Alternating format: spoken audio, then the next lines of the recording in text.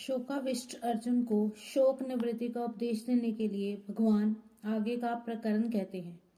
श्री भगवानुवाच अशोच्या नन्व शोचसत्वम प्रज्ञावादामशच व्याभाषसे गतासूंशच नानु शोचनति पंडिता। मनुष्य को शोक तब होता है जब वह संसार के प्राणी पदार्थों में दो विभाग कर लेता है कि ये मेरे हैं और ये मेरे नहीं हैं, ये मेरे निजी कुटुंबी हैं और ये मेरे निजी कुटुंबी नहीं हैं, ये हमारे वर्ण के हैं और ये हमारे वर्ण के नहीं हैं, ये हमारे आश्रम के हैं और ये हमारे आश्रम के नहीं हैं, ये हमारे पक्ष के हैं और ये हमारे पक्ष के नहीं हैं। जो हमारे होते हैं उनमें ममता, कामना, प्रियता, आसक्ति हो जाती है। इन ममता, कामना आदि से ही शोक, चिंता, भय, उद्वेग, हलचल, संताप आदि दोष पैदा होते हैं। ऐसा कोई भी दोष अनर्थ नहीं है जो ममता, कामना आदि से पैदा ना होता हो। ये सिद्धांत है। गीता में सबसे पहले धृतराष्ट्र ने कहा कि मेरे और पांडु के पुत्रों ने युद्ध भूमि में क्या किया। यद्यपि पांडव धृतराष्ट्र को अपने पिता से भी अधिक आदर दृष्टि से देखते थे, तथापि धृतराष्ट्र के मन में अपने पुत्रों के प्रति ममता थी। अतः उनका अपने पुत्रों में और पांडवों में भेदभाव पूर्वक पक्षपात था कि ये मेरे हैं और ये मेरे नहीं हैं। जो ममता धृतराष्ट्र में थी वही ममता अर्जुन में भी पैदा हुई, परंतु अर्जुन की वह ममता धृतराष्ट्र की ममता के समान नहीं थी। अर्जुन में धृतराष्ट्र की तरह पक्षपात नहीं था, अतः वह सभी को सवजन कहते हैं। दृष्टवेमम सवजनम और दुर्योधन आदि को भी सवजन कहते हैं। सवजनम ही कथम हत्वा सुखिना श्याम माधव। तात्पर्य है कि अर्जुन की संपूर्ण कुरुवंशियों में ममता थी और उस ममता के कारण ही उनके मरने की आशंका से अर्जुन को शोक हो रहा था। इस शोक को मिटाने के लिए भगवान ने अर्जुन को गीता का उपदेश दिया है, जो इस 11वें श्लोक से आरंभ होता है। इसके अंत में भगवान इसी शोक को अनुचित बताते हुए कहेंगे कि तू केवल मेरा ही आश्रय ले और शोक मत कर, मां शुचा। कारण कि संसार का आश्रय लेने से ही शोक होता है और अनन्य भाव से मेरा आश्रय लेने से तेरे शोक, चिंता आदि सब मिट जाएंगे। संसार मात्र में दो चीजें हैं, सत और असत, शरीरी और शरीर। इन दोनों में शरीरी तो अविनाशी है और शरीर विनाशी है। ये दोनों ही अशोच्य हैं। अविनाशी का कभी विनाश नहीं होता, इसलिए उसके लिए शोक करना बनता ही नहीं, और विनाशी का विनाश होता ही है, वह एक क्षण भी स्थायी रूप से नहीं रहता, इसलिए उसके लिए भी शोक करना नहीं बनता। तात्पर्य हुआ कि शोक करना ना तो शरीर को लेकर बन सकता है और ना शरीरों को लेकर ही बन सकता है। शोक के होने में तो केवल अविवेकता ही कारण है। मनुष्य के सामने जन्मना, मरना, लाभ हानि आदि के रूप में जो कुछ परिस्थिति आती है वह प्रारब्ध का अर्थात अपने किए हुए कर्मों का ही फल है।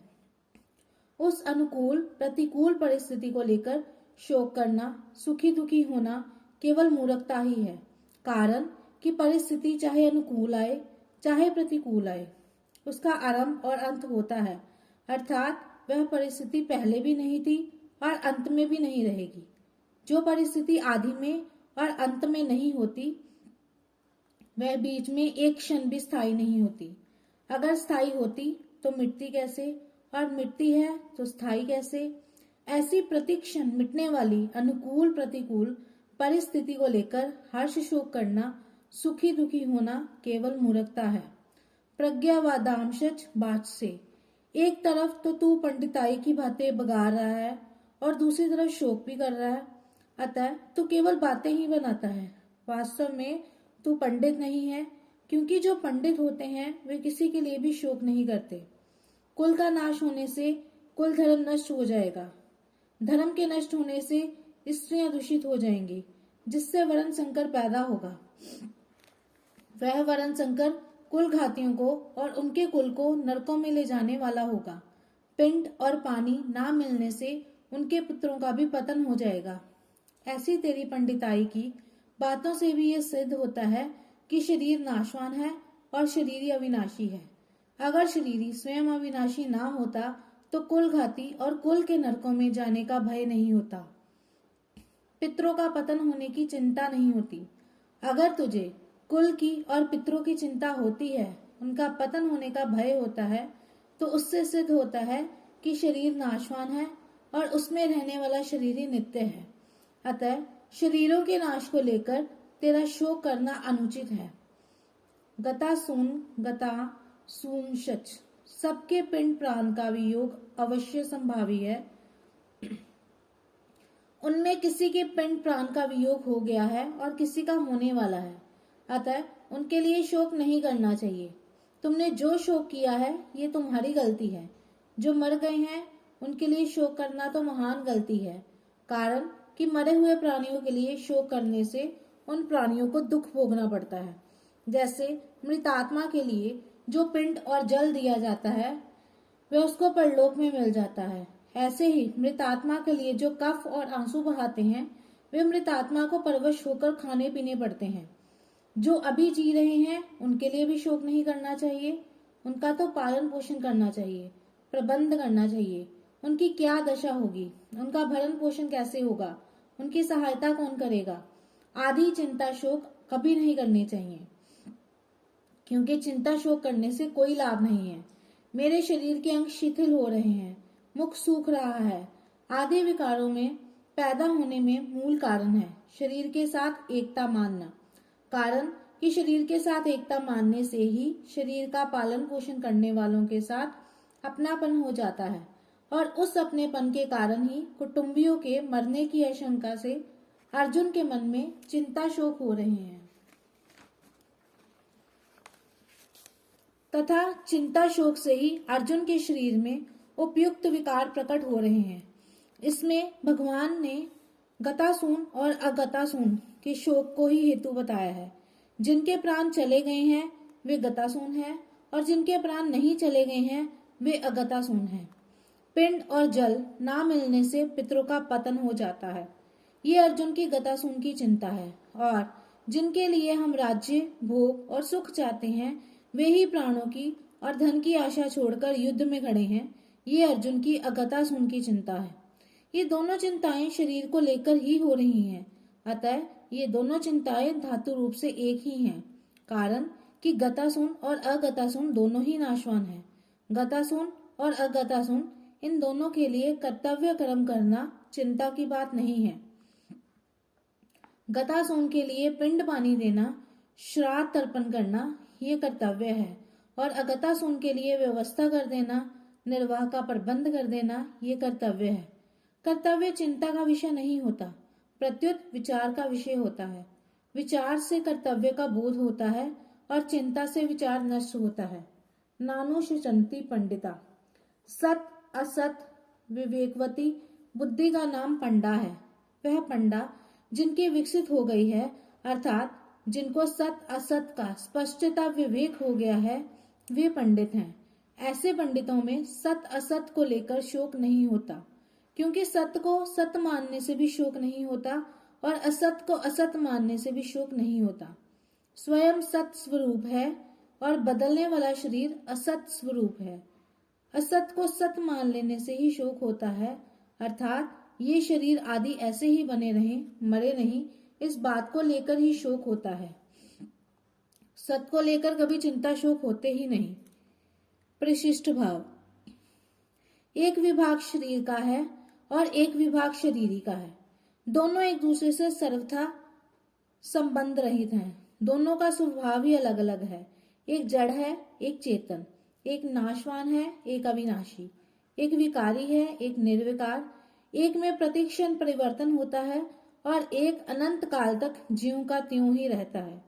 भूतग्रामा स अवायम सर्गेपि नोपजायन्ते प्रलय नावत्यन्ति च। शरीर और शरीरी दोनों ही अशोच्य हैं।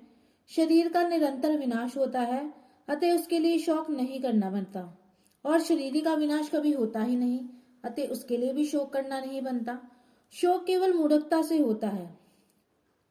शरीर की निरंतर सहज निवृत्ति है और शरीरी निरंतर सबको प्राप्त है। शरीर और शरीरी के इस विभाग को जानने वाले विवेकी मनुष्य मृत तथा जीवित किसी भी प्राणी के लिए कभी शोक नहीं करते। उनकी दृष्टि में बदलने वाले शरीर का विभाग ही अलग है और ना बदलने वाले शरीरी अर्थात स्वरूप की सत्ता का विभाग ही अलग है। गीता का उपदेश शरीर और शरीर के भेद से आरंभ होता है। दूसरे दार्शनिक ग्रंथ तो आत्मा और अनात्मा का इंद्रता से वर्णन करते हैं, पर गीता इंद्रता से आत्मा अनात्मा का वर्णन ना करके सबके अनुभव के अनुसार देह देही शरीर शरीरी का वर्णन करती है। ये गीता की विलक्षणता है। साधक अपना कल्याण चाहता है तो उसके लिए सबसे पहले ये जानना आवश्यक है कि मैं कौन हूँ। अर्जुन ने भी अपने कल्याण का उपाय पूछा है। यशे से अनिश्चितम ब्रूहि तन्मे। देह और देही का भेद स्वीकार करने से ही कल्याण हो सकता है। जब तक मैं देह हूं ये भाव रहेगा तब तक कितना ही उपदेश सुनते रहें, सुनाते रहें और साधन भी करते रहें, कल्याण नहीं होगा। जो वस्तु अपनी ना हो उसको अपना मान लेना और जो वस्तु वास्तव में अपनी हो उसका अपना ना मानना एक बहुत बड़ी भूल है। अपनी वस्तु वही हो सकती है जो सदा हमारे साथ रहे और हम सदा उसके साथ रहें। शरीर एक क्षण भी हमारे साथ नहीं रहता और परमात्मा निरंतर हमारे साथ रहते हैं। कारण कि शरीर की सजातीयता संसार के साथ है और हमारी अर्थात शरीर की सजातीयता परमात्मा के साथ है। इसके लिए शरीर को अपना मानना और परमात्मा को अपना ना मानना सबसे बड़ी भूल है। इस भूल को मिटाने के लिए भगवान गीता में सबसे पहले शरीर शरीरी के भेद का वर्णन करते हैं और साधक को उद्बोधन करते हैं कि जिसकी मृत्यु होती है वह तुम नहीं हो, अर्थात तुम शरीर नहीं हो, तुम ज्ञाता हो, शरीर ज्ञेय है। तुम सर्वदेशी हो, नित्य सर्वगता, येन सर्वमिदं ततम। शरीर एक देशी है, तुम चिन्मय लोक के निवासी हो। शरीर जड़ संसार का निवासी है, तुम मुझ परमात्मा के अंश हो। ममै वांछो जीव लोके। शरीर प्रकृति का अंश है। मना षष्ठानि निंद्रियानि प्रकृति स्थानी। तुम निरंतर अमरता में रहते हो, शरीर निरंतर मृत्यु में रहता है। शरीर की क्षति से तुम्हारी किंचन मात्र भी क्षति नहीं होती, अतः शरीर को लेकर तुम्हें शोक, चिंता, भय आदि नहीं होने चाहिए। शरीर ही किसी शरीर से लिप्त नहीं है, इसलिए उसको सर्वव्यापी कहा गया, सर्वगता। येन सर्वमिदं ततम। तात्पर्य हुआ कि साधक का स्वरूप सत्ता मात्र है, अतः वास्तव में वह शरीरी नहीं है, प्रत्युत अशरीरी है। इसलिए भगवान ने उसको अव्यक्त भी कहा है। अव्यक्ता, अव्यक्तादि भूतानि। शरीर प्रतिक्षण नष्ट होने वाला और असत है। असत की सत्ता विद्यमान नहीं है। नास्तो विद्यते भाव है। जिसकी सत्ता विद्यमान नहीं है, ऐसे असत शरीर को लेकर साधक शरीरी कैसे हो सकता है। इसलिए साधक शरीर भी नहीं है और शरीरी भी नहीं है। परंतु इस प्रकरण में भगवान ने साधकों को समझाने की दृष्टि से उस सत्ता मात्र स्वरूप को शरीरी नाम से कहा है। शरीरी कहने का तात्पर्य यही बताना है कि तुम शरीर नहीं हो। जिस समय हम शरीर और शरीरी का विचार करते हैं उस समय भी शरीर और शरीरी वैसे ही हैं, और जिस समय विचार नहीं करते हैं उस समय भी वे वैसे ही हैं। विचार करने से वस्तु स्थिति में तो कोई फर्क नहीं पड़ता, पर साधक का मुंह मिट जाता है, उसका मनुष्य जन्म सफल हो जाता है। मनुष्य शरीर विवेक प्रधान है, अतः मैं शरीर नहीं हूँ ये विवेक मनुष्य शरीर में ही हो सकता है। शरीर को मैं मेरा मानना मनुष्य बुद्धि नहीं है, प्रत्युत पशु बुद्धि है। इसलिए श्री सुखदेव जी महाराज राजा परीक्षित से कहते हैं, त्वम तु राजन मरिष्यति पशु बुद्धि मिमाम जहि ना जाता प्राग भूतोद देहवतम ना नरक्ष्यसि। हे राजन, अब तुम ये पशु बुद्धि छोड़ दो कि मैं मर जाऊंगा। जैसे शरीर पहले नहीं था, पीछे पैदा हुआ और फिर मर जाएगा, ऐसे तुम पहले नहीं थे, पीछे पैदा हुए और फिर मर जाओगे। ये बात नहीं है।